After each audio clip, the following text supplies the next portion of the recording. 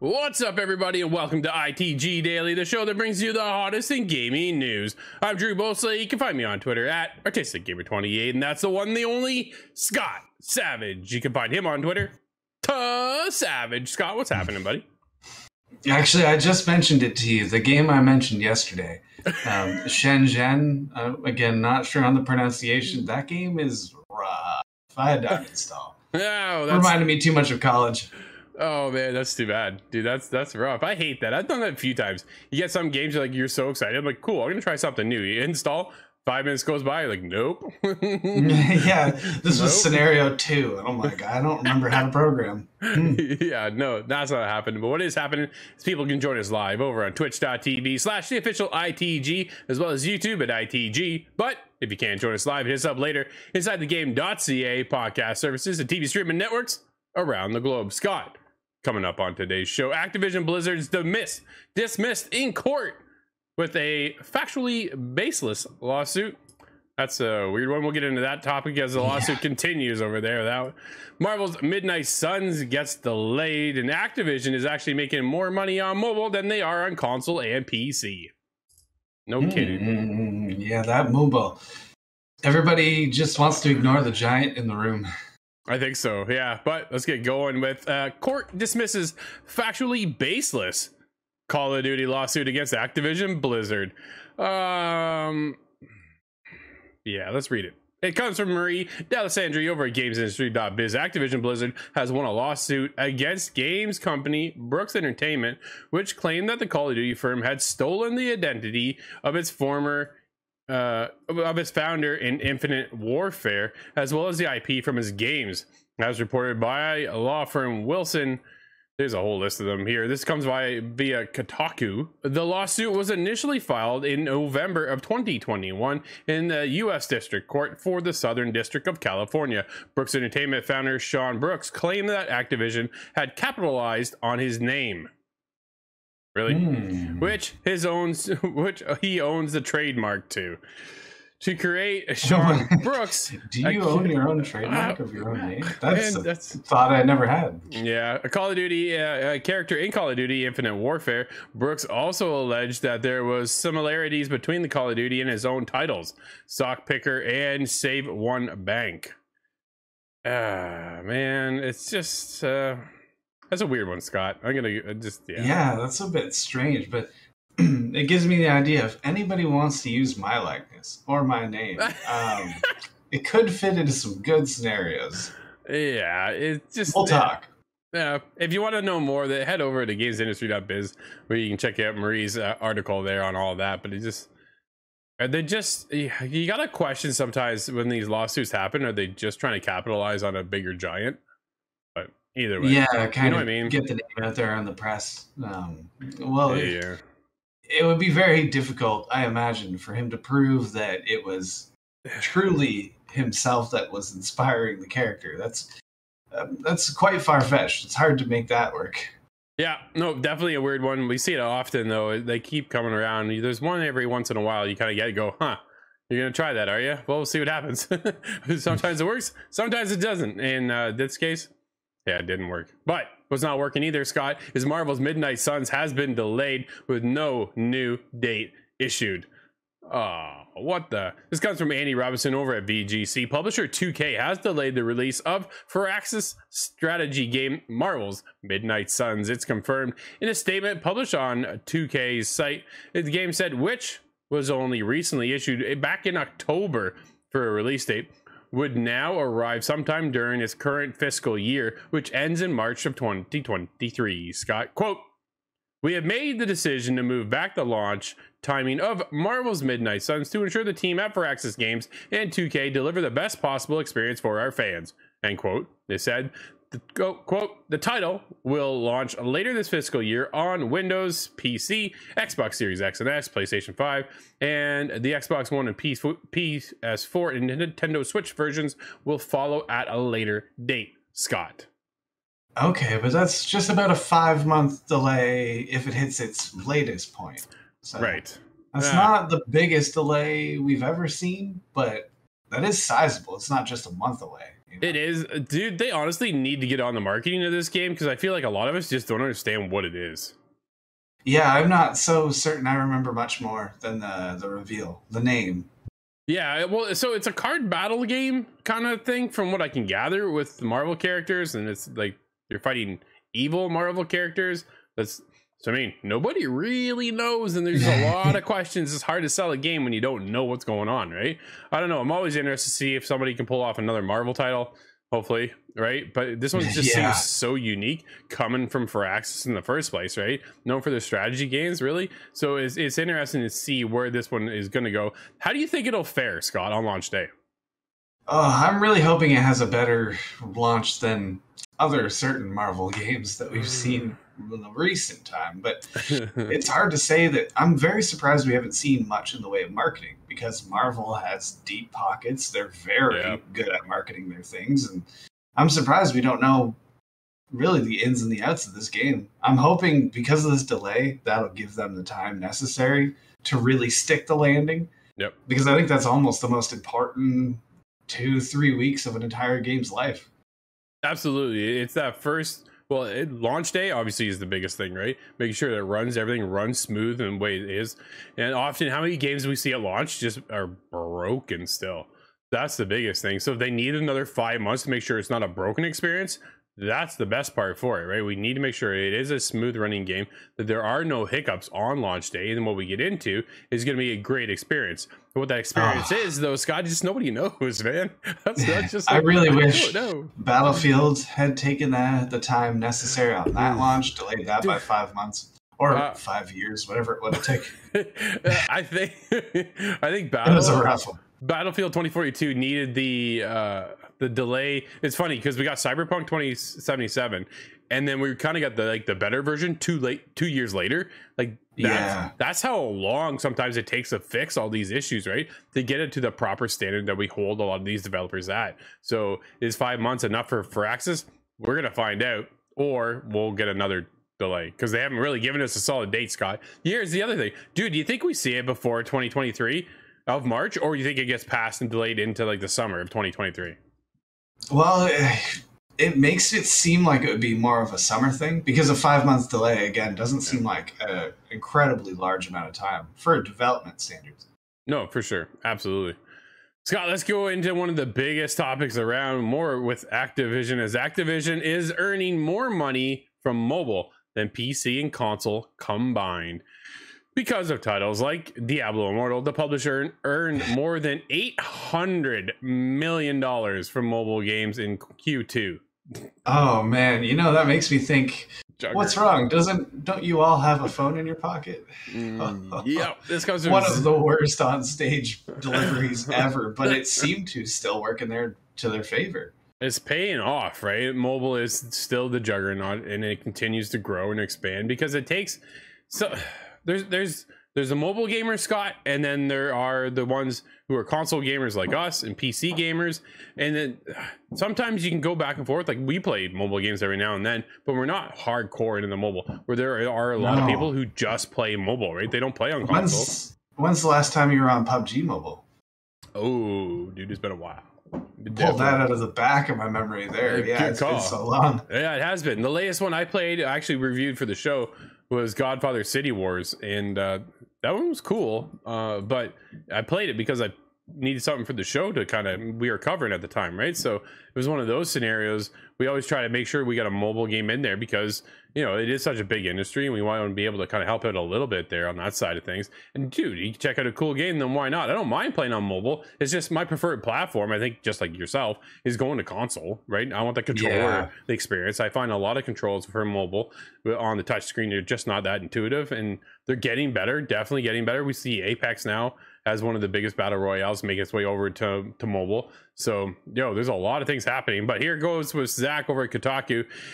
Here's a sign of the times. Activision has confirmed via newly released financial documents that it made more money on its phone games last quarter than it did on all of its console and PC games combined. Dude, that is... It's incredible. Combined. As spotted by Tweaktown, Activision's quarterly report was published last week and shed some light on how its biggest games across PC, console, and mobile are doing financially. And because of games like Diablo Immortal, Call of Duty Mobile, and Candy Crush Saga, the big leaguer Call of Duty publishers making a lot of cash off phone games. In fact, more than half of its total earnings for the second quarter of 2022 came from mobile titles and not console or PC games. According to the report, about 51% of Activision's total earnings from Q2 2022 period came from mobile games. That added up to a total of $831 million in mobile game earnings. Meanwhile, its console games earned around $376 million, and PC games brought in a bit less, $332 million. Finally, it made $105 million from events and esports. Dude, like, what do you want me to say about that? If I could hazard a guess, Call of Duty Mobile 2 coming at you soon. You think we'll see a sequel to it? I have not seen anything that would suggest there is one in development, other than the numbers tell me that might be a lucrative idea. Very well could be, right? The next Diablo, again, you can bet there's going to be another mobile Diablo. Dude, remember when Diablo came out and everybody criticized the amount of spending you had to put in that game, and now look at it. Yeah. Well, that makes me think, where did that streamer that just did that $100,000 buy, was that the mobile? Is that a large chunk of mobile revenue right there in one shot? Maybe. Honestly, right? But it's still not enough to make a big dent, right? When they had a total of 831 just from mobile. Like, mobile games are massive. I just can't. I couldn't imagine $830 million coming in from a mobile division within your company, plus another almost 400 million in consoles, and then you have esports and stuff and events on top of that for another 100 million.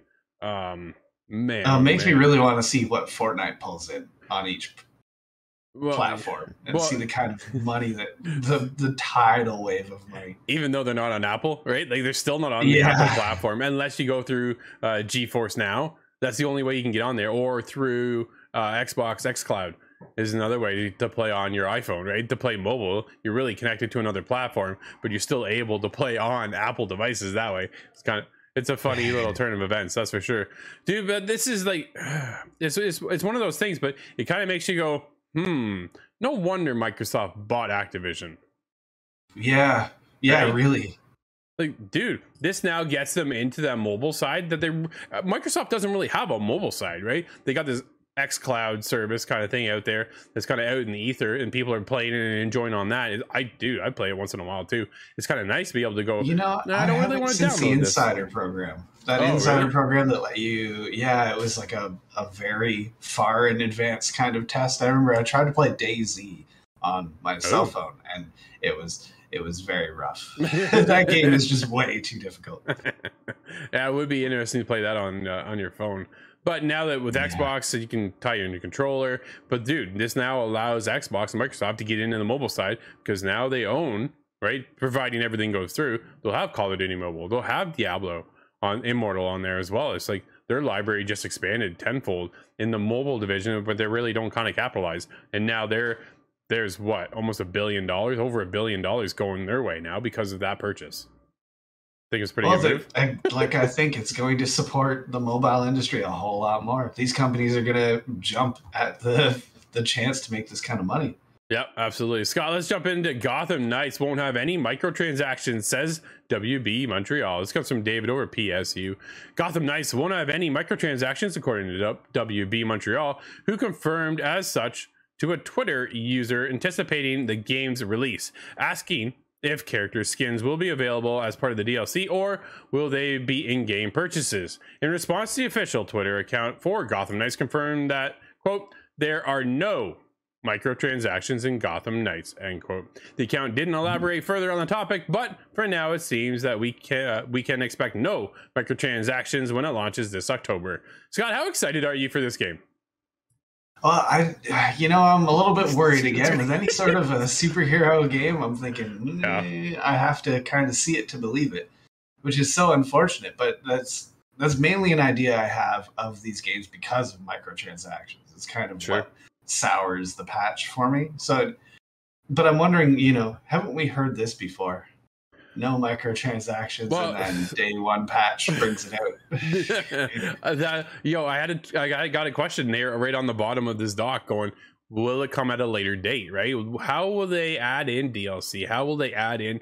Will they add in other characters, or is this kind of a one and done experience? Once they're done with this game, that's it. WB Montreal just moves on to something else. Is that the idea, or are they going to support it long term, Scott? Are we going to get more content? And if they do, then more content in the hopefully in the form of the Nemesis system. Dude, where is that system? Seriously, how have they never used it again? They own the patent on the system, and we have never seen it since Shadow of War. Shadow of War, the second one. Yeah, Shadow of War, the second one. Yeah, crazy, because everybody loved that system. You talked about it the other day. You mentioned it. What about bringing that system into Assassin's Creed? I was like, that would be phenomenal. Dude, I wrecked a guy the other day. My power level, I just got to kind of talk about this. My power level, side rate, welcome to ITG Daily. So I was playing Assassin's Creed, finally broke the 100-hour mark, thanks. But dude, I faced off against somebody who was power level 340, and I was like, I'm 280. I was like, I don't know if I can pull this off. How many hundreds of hours does that take? Dude, yeah, it took a while. Yeah, I know. I'm halfway there. But I got him, and it was like, this is sick. But if you introduce that Nemesis system, right, and he whomps me, he comes back and he's just like gluten. He's just gluttoning. I'm coming for you next, and all this other. Oh man, it'd be awesome. I can't believe we haven't seen it, Scott. That hurts. Oh, this live service Assassin's Creed, if that ever does release, it needs a system like that. It unfortunately can't be exactly the same. I hope some lawyers find a way to dance around that. Well, somebody's got to figure out their own Nemesis system without calling it the Nemesis system, right? Yeah. I think that's what they got to do. They have to be able to figure out, because they just come back and then they just taunt the crap out of you. And it's one of the coolest things we've ever seen in video games, and then have never seen again. Like, it's mind blowing. They should introduce it to Gotham Knights. There's prime, right? You have battles that you'll be up against, boss fights and things like that they can taunt you next time if you don't quite make it. It'd be quite the system in there. But dude, are you tired of superhero games? I haven't had one there. There's one exception, but I haven't enjoyed a superhero game in quite a long time. I'm not sure if I could speak about it yet. It's fair enough. Okay. No. Yep. Nope. Not quite. Yeah. We're almost there. It's hard to hold it in, really. We're close. Yeah. It's man. The more I see about this game, like, the more I want to play it, but at the same time, I'm kind of skeptical going in, right? Like, here we go again, another Batman experience, right? Like, how many times have we seen this? And then we get, now that Rocksteady has moved on to Suicide Squad, even that one doesn't kind of, thrill me all that much. I'm looking at it going, it looks cool. I'll give it a shot, right? It's kind of one of those things. How many other people, I think a lot of people are obviously kind of hungry for it. We don't know when that one's coming out either. But, Warner Brothers got a lot of things on the go. Definitely excited somewhat to see where this all kind of lands. Bringing over co-op, though, Scott, is a big help, too. Yeah. I think that would be a lot of fun. The co-op is what excites me. Absolutely. If they can do Dibs Nightwing. All right, that's fair. I'll play Batgirl, maybe? I probably will. Let's be honest. Yeah. No, I probably will. Dude, let's move on to the next one. Here we go. It is a free-to-play multiplayer shooter, Arc Raiders, delayed till 2023. Got this one the other day too. I got an article on this saying it was delayed. If you were excited about Arc Raiders, you'll have to wait a little bit longer for the game to come out. The delay was announced on the official Arc Raiders Twitter on August 8th. Quote, "We've made the decision to let..." Dude, it's always the same technical speech, right? It's just we just want to be the best we can be. I feel like it's a copy paste template. It kind of is. I get it. They just want to make sure it reaches the full potential, right, of what it really needs to be. We got an announcement not too long ago about the game, and then we haven't seen anything since, and then it just got delayed. I don't think they really needed to say anything except just keep working on the game. Yeah, well, I guess I don't think they've put very much into marketing, so they're not trying to salvage the value out of that. Not from what I can see. No, like, not too many people are talking about it because there isn't too much known about the game. So a little bit surprised to say it's going to be delayed to 2023. I didn't even think it was coming out this year. So Maybe I missed. Like, did we miss that being announcement, a Scott? being a free-to-play title, though, I'm glad that they are delaying it instead of Yeah. dropping a broken, half-finished game. We have enough problem with that in the AAA industry. Absolutely, but this is from an ex-Battlefield developer, Patrick Soderlund, at Embark Studios. So, Arc Riders delayed, free to play. That makes me pretty excited. We'll see what happens here. 2023, and you ready for this? It's available on PlayStation 5, Xbox One, Xbox Series X and S, Windows PC via the Epic Game Store, Steam, and Nvidia GeForce Now. Goodbye, Stadia. Dude, we're Stadia. Yeah, we're starting to see Nvidia creep up on the list now, and that's new. Yeah, it is, we're right? in the newly vacant spot. Well, yeah, they're taking over the Stadia platform, it kind of seems to be, which is disappointing to see, honestly, right? Like, Yeah. That's a whole other topic for another show. Scott, let's get into the last article of the day. Redfall is making a 30-minute long appearance at QuakeCon. That's pretty long. This comes from that is quite long. Oh, it's an over. I feel like I saw a lot of the gameplay already. That's just it, man. And I want to get into this topic. Let's go. RK's next vampire-ridden title, Redfall, is getting a 30-minute slot at the upcoming game QuakeCon, as confirmed by Bethesda. QuakeCon, unsurprisingly, is generally all things Quake. Yep. But other titles, like from Bethesda, will make, of course, their appearance as well, Scott. 30 minutes, though. Is that just a little too long, Scott? Do we need to see 30 minutes of this at all? Is that going to give me a bit of... Do you think they're going to run like the intro of the game, maybe just a half-hour piece of it? Or do you think it's going to be more of a stitched together, tailored kind of presentation? Okay, are they going to show 30 minutes of gameplay, or are they going to show 5 minutes, and then when you got to get into like a 10-minute developer interview, and then get another 5 minutes, and then another 10-minute interview? You know what I mean? We're going to go down that path. How is this going to get shown? I just don't think or feel that we need 30 minutes of this. And then the other question then I kind of come up with is going, you guys really just have nothing else to show, so you're going to fill it with 30 minutes of Redfall? Like, is that it? QuakeCon, I would have liked to see... The dream would have been Quake Remaster, Quake Remake, one of those, and that would have got me really excited. Oh, yeah. I mean, that would just blow everything out of the water. That's what I really want to see come from Arcane. Absolutely. Redfall isn't the only game set to get a look, and with the discussions about the Elder Scroll Online, Fallout 76, Ghostwire Tokyo, dude, I forgot that was still a thing, and Deathloop plus Fallout 4. Huh.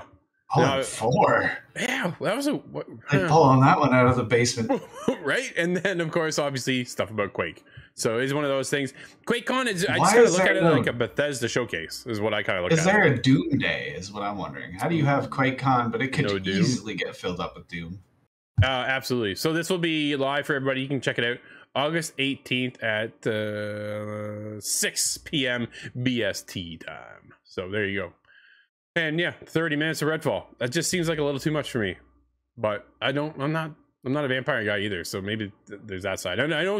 I'm not sure what could they show really, because they showed it already at the Xbox showcase. Xbox Bethesda showcase. They showed off quite a lot of the atmosphere and kind of creeping around, how dark it is, and so the game was delayed. So I already have a feeling about that. Well, exactly, right? But are they going to show us why it's delayed? Like maybe they go behind the scenes saying, okay, maybe. This is why it's delayed. This is what it looked like, or this is how it ran, or this is what happened over here, and now it looks like this, right? Are they going to be that transparent to say, all those delays did this? And that's a cool perspective to get an idea and to get that feedback of going, all right, I'm with you now. Like, I get that. Yeah, right? So, I would appreciate that look. Absolutely. But Scott, we do have one title at this day today. What do we have? One whole title of 2 Point Campus, and that is on PlayStation 4, PlayStation 5, Xbox One, XS, Switch, and PC. You gonna check that one out? I am very curious, actually. Yeah, 2 Point Hospital was a huge smash hit. So there you go, 2 Point Campus. Is it on Game Pass? I'm not certain. I want to say it is, but I don't know if it's day one. Yeah, I thought it was coming too. Maybe I'll check it out. It's an interesting looking title, that's for sure. But Scott, that's going to wrap up today's show. Everybody, thank you so much for hanging out with us. This has been ITG Daily, the show that brings you the hottest in gaming news. You can join us live at 11 a.m. Eastern over on twitch.tv/theofficialitg, as well as YouTube at ITG. But if you can't join us live, hit us up later inside the game.ca podcast services and TV streaming networks around the globe. Until tomorrow, I'm Drew, that's Scott, and we'll see you inside the game.